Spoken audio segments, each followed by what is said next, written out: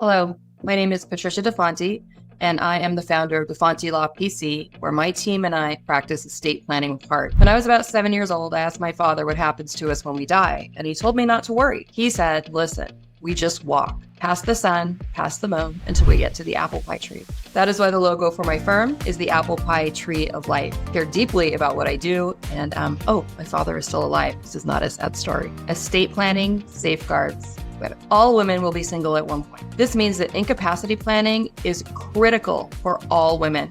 I invite you to watch 2 movies. Catfight, in which Anne Heche and Sandra Oh beat each other up repeatedly, putting each other into comas. And there are consequences to going into a coma without an advanced healthcare directive and a durable power of attorney and a trust. It matters. I invite you to watch We Care a Lot, about a woman who had not yet lost capacity and yet was coerced into a system where they stripped her of her civil rights and took all of her money. These are real things that happen to real people, hopefully not every day. It is critical to choose the right people to advocate for you if you are unable to advocate for yourself because you are incapacitated. Estate planning is not just about money. It is about giving the right people the authority and the instructions to care for you in the right way. You can't care for yourself. Estate planning safeguards women because we are caretakers. We are expected to be caretakers. So the people who are counting on you,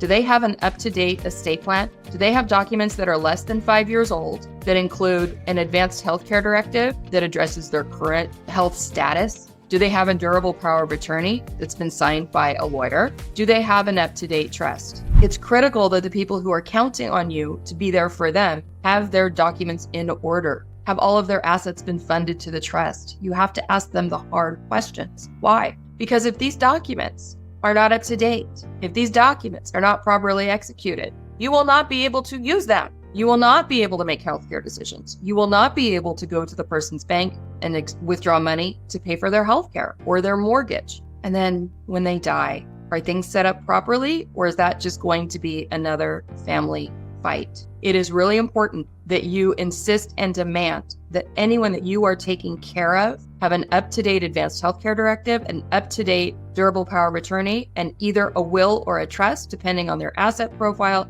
to ensure that on their passing, things are organized. I also want to make sure that the person who is counting on you takes into account what you have done for them from a money standpoint. Did you get passed over for a promotion because you weren't at work all the time? Did you stop working for a period of time? I have seen over and over and over again, one child who moves in with mom, the other 4 children, of course they visit, mom passes away. The child who moved in with mom, with their spouse, with their children, do not get to keep living in that house. Usually what happens is mom has an old estate plan that leaves all of her assets in equal shares to all the children. And here in California, when you leave real estate to everyone, it generally winds up that no one gets to keep it because there are so many tax problems. It's important to have the discussion around money also. And you have to remember that if you are the primary caretaker, the laws are stacked against you when it comes to receiving a bigger share.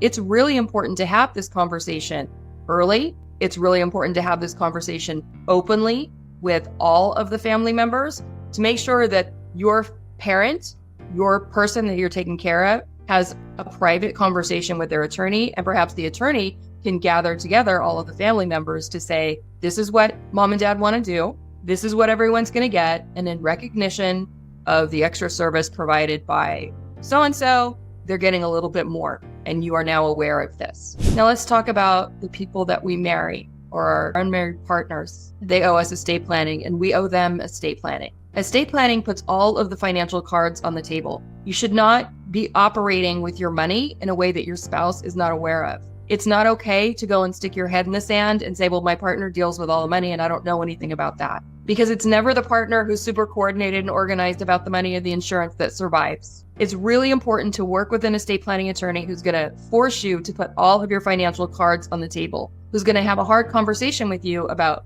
who is the CPA and do both partners, both spouses have a relationship with that person. Who's the financial advisor? There should be one, because somebody has to be that third party to help that surviving spouse, because you don't want a surviving spouse who is a widow or a widower having to figure it out at that time. It's critical to work with an estate planning lawyer who's going to help you build that team of professionals so that when bad things happen, you're ready. So ask you, do the women in your life have an up-to-date estate plan? Do you have an up-to-date estate plan?